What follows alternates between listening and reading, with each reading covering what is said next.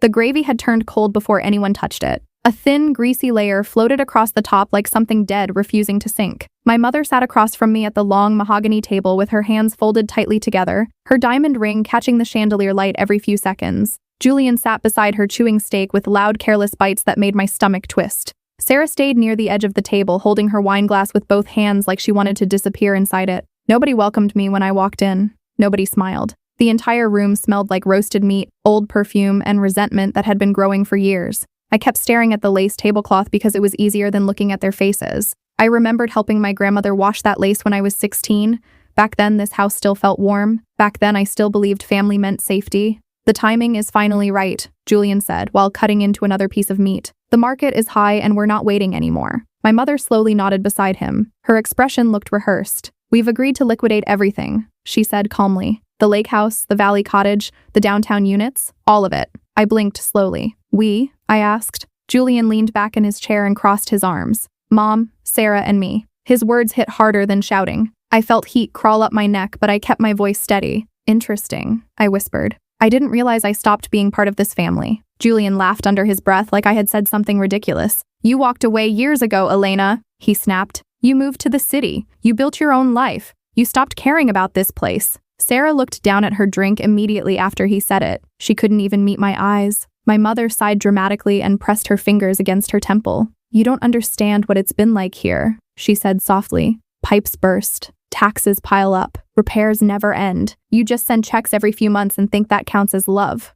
Her voice hurt more than Julian's anger. "I paid the taxes for the Valley Cottage for 4 years," I reminded them quietly. "And I covered the roof repairs after the storm." Julian slammed his fork against the plate. "Money isn't family," he barked. "You abandoned us." The room went silent after that. Even the ticking clock near the fireplace sounded sharp. I stared at each of them one by one. My mother looked cold. Julian looked hungry. Sarah looked guilty. They had already decided everything before I arrived tonight. This dinner wasn't a conversation. It was an execution dressed up with wine glasses and polished silverware. "So what exactly are you saying?" I finally asked. My mother lifted her chin slightly. "You won't receive anything from the estate, Elena. The papers are already being prepared." For a second, I couldn't breathe.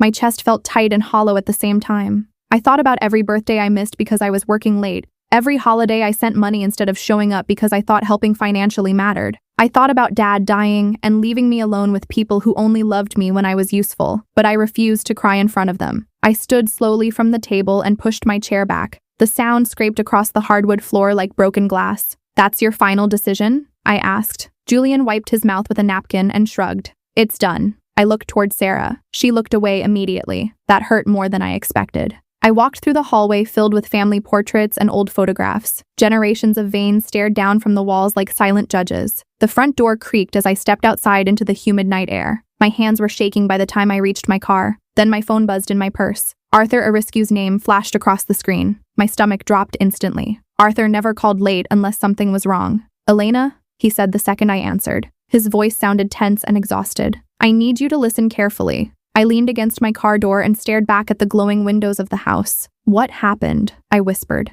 Arthur exhaled heavily. "Your brother's lawyer filed an emergency petition tonight." My pulse quickened immediately. "For what?" There was a long pause before he answered. "They're attempting to freeze your personal assets." I straightened so fast my heel slipped on the gravel. "What?" Arthur lowered his voice. "They're claiming your condo, your office building, and your investment accounts were built using family trust funds. They want everything included under the communal estate." I looked back toward the dining room window. I could still see Julian moving around inside, probably celebrating already, probably imagining my entire life being handed over to him. Rage spread slowly through my chest like fire finding oxygen. "They're trying to take everything I built," I said quietly. "Yes," Arthur replied. "And if the injunction goes through Monday morning, your accounts could be frozen." I closed my eyes for a second and listened to the crickets in the dark yard. 5 years ago, that news would have destroyed me. 5 years ago, I still needed their approval. But something inside me had finally snapped tonight at that table. Something cold and sharp woke up instead. "Arthur," I said softly, "do you still have the original restructuring documents from 2018? He hesitated. "Of course I do. But Elena, this could get ugly." A small smile touched my lips for the first time all night. "Good," I whispered, "because they already made it ugly." The next 2 days disappeared inside paperwork, coffee, and sleepless hours. I barely left my office. Rain hammered against the city windows while legal files covered every inch of my desk. My family thought I was weak because I left the valley. They thought city life made me soft. What they never understood was that I had been protecting them for years without their knowledge. After Dad died, the estate was drowning in debt. Julian nearly destroyed everything with his failed brewery expansion. Creditors circled us like wolves. My mother panicked every time another bill arrived. I had been the one who fixed it. I created layered companies. I restructured the trust. I negotiated with banks while Julian played businessman and tailored jackets he couldn't afford. Every signature, every safeguard, every hidden clause, all of it had my fingerprints on it. I opened the folder labeled Project Horizon and stared at the documents for a long time.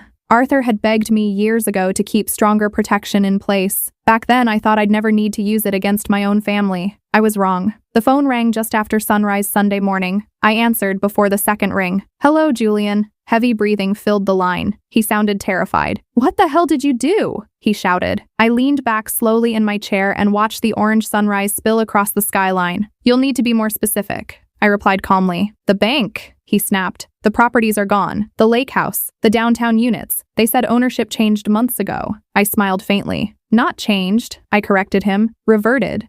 Silence hit the line so hard I could hear my mother crying somewhere behind him. Julian started breathing faster. "You can't do that," he whispered. "That land belongs to the family." I rested my head against the chair and closed my eyes. "It belonged to the family," I said quietly, "until the trust defaulted." Julian began swearing under his breath. His panic sounded almost unreal after years of arrogance. "You planned this?" he demanded. "No," I answered honestly. "I prepared for betrayal. There's a difference." My office felt strangely peaceful while chaos exploded on the other side of the phone. Then I heard my mother's trembling voice in the background. "Elena, please," she cried. "We already accepted deposits from buyers." My eyes opened slowly. "You accepted money for property you no longer own?" I asked. Julian cursed again. Sarah started crying somewhere behind them. I stood from my chair and walked toward the window overlooking the city streets below. Cars moved peacefully through the early morning while my family's empire burned miles away. "You should call your lawyer," I whispered, "because what happens next is going to destroy all of you." Then I heard something that made my blood run cold. Arthur's second call came through on my other line at the exact same moment. His voice was urgent when I answered. "Elena," he said sharply, "there's another document you need to see immediately. Your mother signed something last night." Arthur's voice sounded tighter than I had ever heard before. I stepped away from the window and gripped my phone harder. "What did she sign?" I asked quietly. Papers rustled on the other end of the call. "Your mother transferred power of attorney to Julian late last night," Arthur said. "But that's not the dangerous part." My stomach twisted immediately. I walked back toward my desk while rain tapped softly against the glass walls of my office. "Then what is?" Arthur lowered his voice. "She also signed a sworn statement claiming your father intended to remove you from the estate before he died." For a second, the room felt completely silent. My father's face flashed through my mind so clearly it hurt. The smell of cedar on his jackets, the way he used to tap the steering wheel while driving, the way he called me his sharp little architect whenever I solved a problem nobody else could fix. "That's a lie," I whispered. "I know," Arthur replied gently, "but if Julian pushes this publicly, it could drag through court for years." I sat slowly in my chair and stared at the skyline outside. My chest ached in a way anger couldn't touch.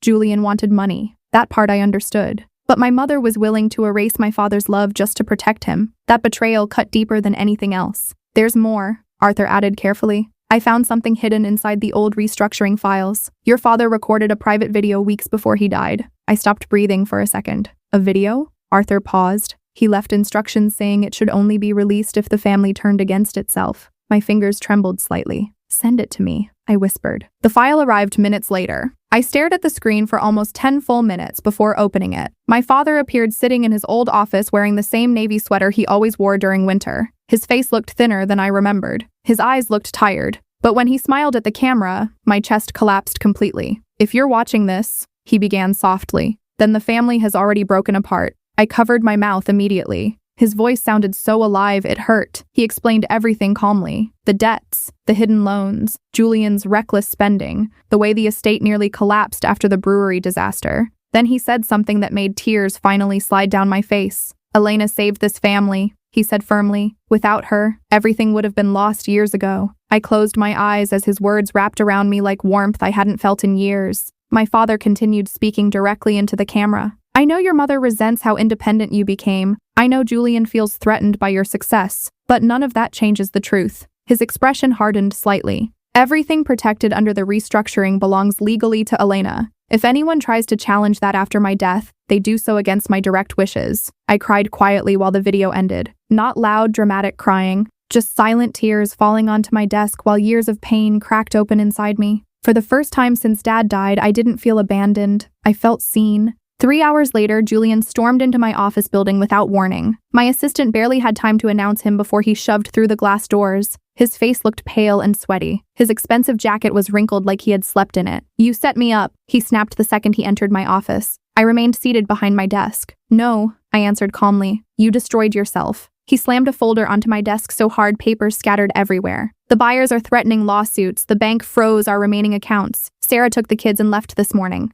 For a brief second, pain flickered behind his anger. Real fear, real desperation. But then it disappeared under arrogance again. "Fix this," he demanded. I almost laughed. "You still think I exist to clean up your disasters?" Julian leaned closer across the desk. "You always thought you were better than us," he hissed. "Dad loved you more and you knew it." His words hit old wounds I thought had healed. I stood slowly from my chair and faced him directly. "Dad trusted me because I carried responsibilities you refused to touch," I said quietly. "While you played Prince of the Valley, I was saving this family from foreclosure notices." Julian's jaw tightened. "Mom was right about you," he spat. "You care more about contracts than blood." I stared at him for a long moment. Then I opened the video file on my computer and turned the screen toward him. My father's frozen image filled the monitor. Julian's entire expression changed instantly. "What is that?" he whispered. "The truth," I answered. He watched the entire recording in complete silence. By the end, his face looked hollow. My father's final words echoed softly through the office speakers. "If Elena ever walks away from this family, understand that she was pushed there." The screen went black. Julian stared downward for several seconds without speaking. Then something unexpected happened. His shoulders collapsed completely. "I didn't know things were that bad," he muttered weakly.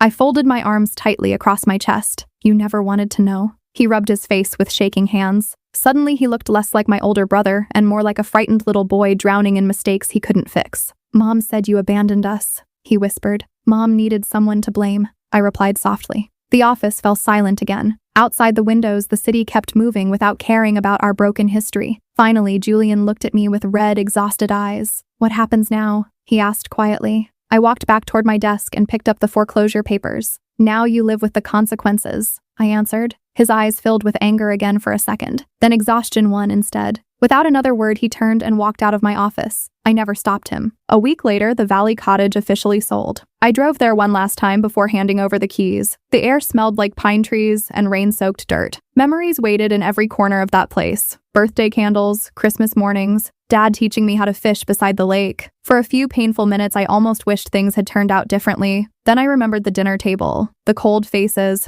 the way they tried to erase me while eating food I once paid for. Some homes stop being homes long before you leave them. I stood alone on the porch watching the sunset paint the valley gold. My phone buzzed softly in my coat pocket. A message from Sarah appeared on the screen. "I'm sorry for everything. I should have spoken up sooner." I stared at the text for a long moment before typing back. "Take care of yourself and the kids." Then I locked my phone again. The wind moved gently through the trees while darkness slowly settled across the hills. For the first time in years, I felt completely untethered from the vain name, and strangely, it felt peaceful instead of lonely. Months later, my life looked entirely different. The youth shelter downtown opened a new housing wing funded by the sale of the Valley Cottage. Arthur attended the ribbon cutting beside me, wearing one of his terrible gray suits. Children ran through the halls laughing loudly while volunteers carried boxes into fresh rooms. One little girl hugged me after I donated a stack of books to the shelter library. She smiled like I had given her the world. That moment healed something inside me more than revenge ever could. As the ceremony ended, Arthur handed me a small envelope. Inside was a handwritten note from my father that had been tucked behind the original deeds all these years. My hands shook while reading it. "You were never difficult to love, Elena. They were simply too wounded to love you correctly." Tears filled my eyes instantly. I pressed the note against my chest and looked out at the city skyline glowing beneath the evening sun. I finally understood something important. Walking away from people who break you is not cruelty. Sometimes it's survival. Sometimes choosing yourself is the only way to stay alive inside. I smiled softly through the tears and stepped forward into the noise and light of my new life. The past no longer had chains around my ankles. For the first time, I belonged to myself. If this story touched your heart, don't forget to like, share, comment, and subscribe for more emotional stories.